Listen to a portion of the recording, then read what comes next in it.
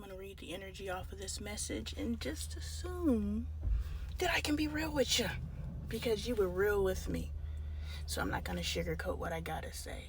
Your parents' choice to stay together was a bad decision. If you actually watched my video and listened to what I was saying without filtering it through your filters and putting your spin on what I said, you would have heard where I said I am explicitly not talking about those who stay together in dysfunction, because those are the people who actually hurt the kids. Now, I didn't say all those words because I said a whole lot saying those who are healing and working together. Sometimes when you are on the journey to forever, which is a very fucking long time unless God takes you out, it's a very fucking long time.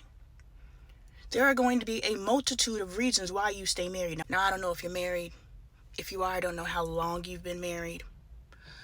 But those who are in marriages, I want to say functioning or not, healthy or not, during the duration of the time that you have been married for a whole bunch of different reasons. Today, I'm married because of this. Today, I'm married because of this. And if you go into marriage thinking that you are going to stay married because of love and your ass is getting a divorce. Because there are plenty of times in the 7 years that I have been with my husband, 6 years married, I believe. I'm not one of those people. My husband actually had to remind me of my anniversary. But if you're one of those people who believe that, you're going to lose it at some point. Literally on my first anniversary, I posted on social media, well, I've been married for a year. Because the death of my single self was so painful. The coming to the realization that I can't just get up and leave anymore was so painful that when my first year anniversary came, I was like, this shit's for the birds. It's amazing we've made it this long, 7 years later. You know what I'm saying? So if you actually watched the video, you would know that I was saying the reason why I'm staying married today is for these kids. The reason why I stayed married yesterday was for finances. The reason why I stayed married the day before was for love. The reason why I stayed married the day before that was because I liked him. Do you understand that I'm still with my husband because I actually like his ass? I was like, love's not enough.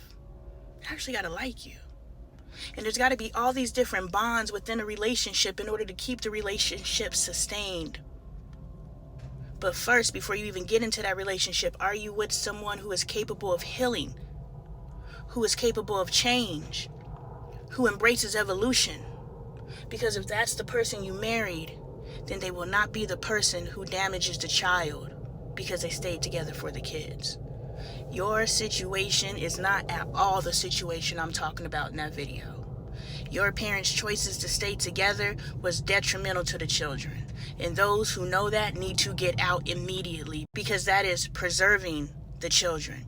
That is maintaining their mental space. That is not causing additional trauma upon them. The divorce and separation is one whole set of trauma. Staying in a relationship you know you should not be in and remaining in a combative state is a whole nother set of trauma, which is what your parents possibly did. That's not what me and my husband are doing. Me and my husband are working through our stuff. And the reason why we're working through our stuff today, on the road to forever, these kids. Tomorrow, it may be love again. It may be like again. And it is, because that video was filmed on the 4th. Well, not the one that we're talking about.